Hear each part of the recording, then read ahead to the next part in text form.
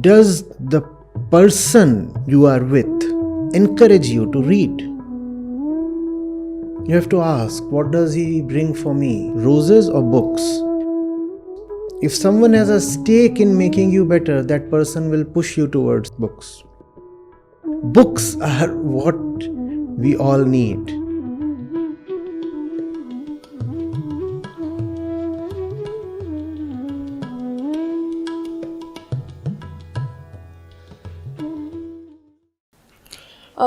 You spoke of not giving a lot of importance to the body because, after all, we are not the body and we are consciousness. What would you say in cases of maybe homosexuality, wherein society has laid its own conditions, the body is giving its own directions, and in this case, probably the direction of the body would be my own direction, like would be my own decision. How do you think? I'm not talking of not giving importance to the body. What I'm saying is, know what the body is, and that knowledge will tell you how important the body is. Right? You cannot wish away your neighbor, can you? And the body is a lifelong neighbor. We are born wedded to the body. The body is a lifelong spouse. You are born with this spouse. So it's impossible to not to give importance to it. But you must know exactly how important. And in which case, in what fields, in which direction.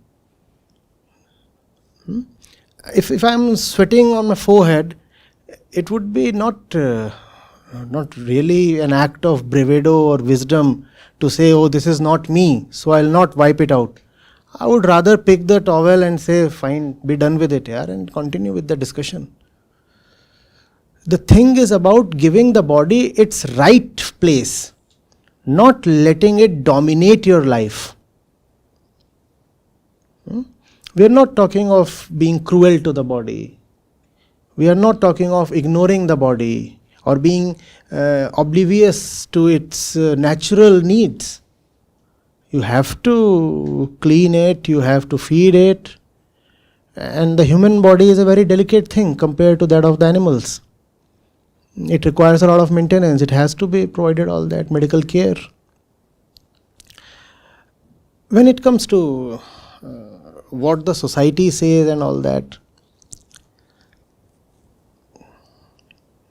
on issues like homosexuality, you see, to whom is the society? Again, the society is to the body, right? The one who knows the right place of the body also knows the right place of the society. And if the society starts talking too much, you say, when I do not listen even to myself, how will I listen to you? Who the hell are you to lord over me? Right? But that does not mean that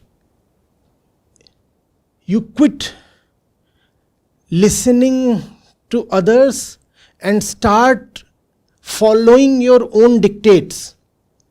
One has to be extremely careful here. This kind of pseudo-rebellion will not help. You see, what is the body? The body is an equipment that always looks at the outside.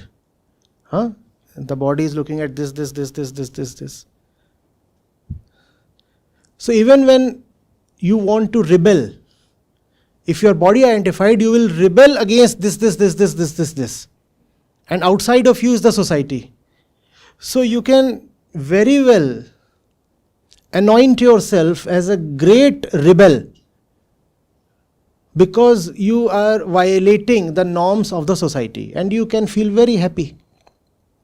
I'm a great rebel. I'm going against the society. All right, you're going against society. But are you able to go against yourself? No. Because that knowledge, that realization, that insight you do not have. So especially as young people, we love to flout social norms. And in the process, we became slaves to ourselves. I say, I have a tendency to live my life this way. And if the society does not allow me, I'll not listen to the society. Fine, very fine. But what is worse? Having a master stand there outside of yourself, or having a master sit in here within yourself? What's worse? Please tell me.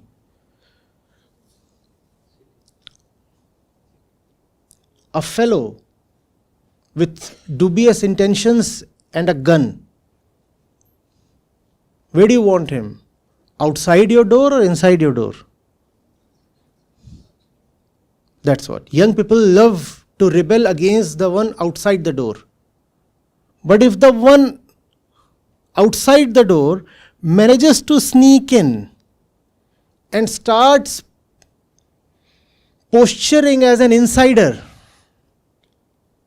to the house, a family member, then we say, welcome, welcome. You are me. I'll follow what you say. I'll have no eyes to see that this that I'm calling as within, this that I'm calling as myself, is actually something alien, foreign, embedded inside my system. It is not me. It is the outside masquerading as the inside. That we do not know.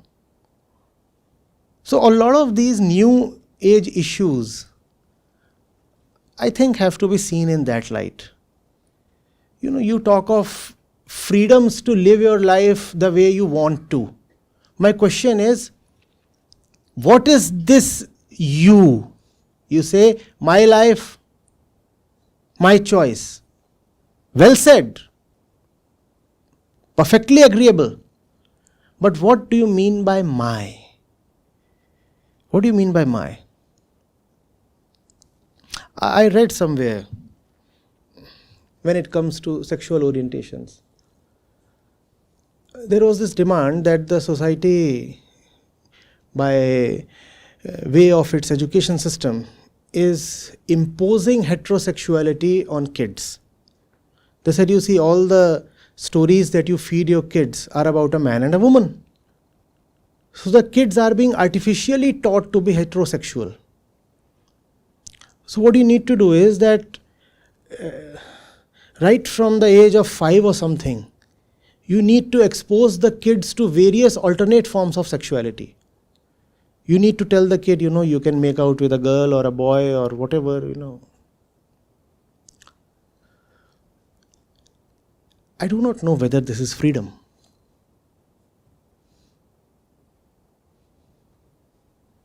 It's for you to think. When you say my life, my choice, what exactly does that mean? To choose, one has to know, right? Just after this, obviously, we have some refreshments served outside. There is sipitaka and toka toka. What would you like to have? What would you like to have? I don't know. But if you are given that choice, the two things are kept in front of you, sipitaka and toka toka. You would pick up one of them. Now, how would you make the choice? In absence of knowledge, how does the choice get made? What others are having, the one that has a more tempting aroma, the one that looks more like food porn.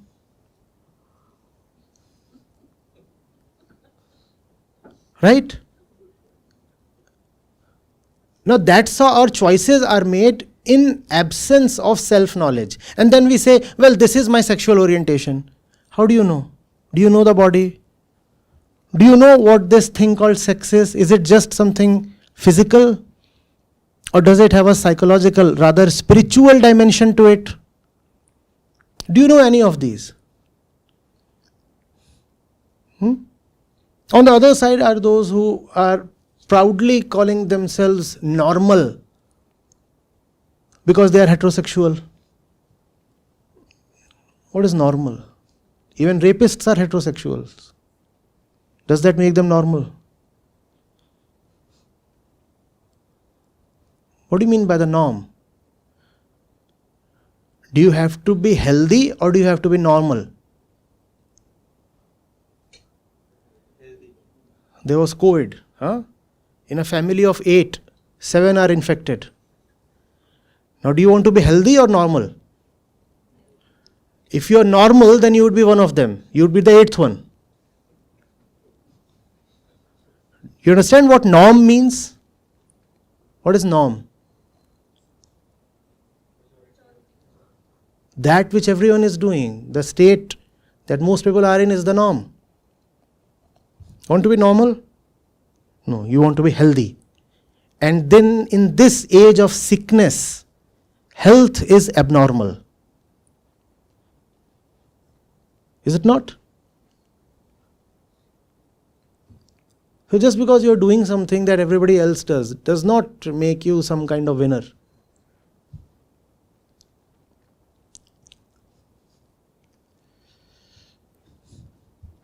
Homosexuality, heterosexuality, this, that. What is sex, first of all? No clarity.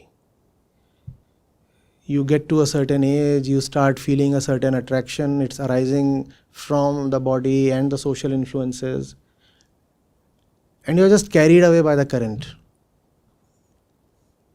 We'll talk of the normal kind and the alternate kind later on. First of all, do we understand the body? Do we understand who we are? Do we understand why this force called sex is so compelling? We just want to raise slogans on this side or that side of the divide.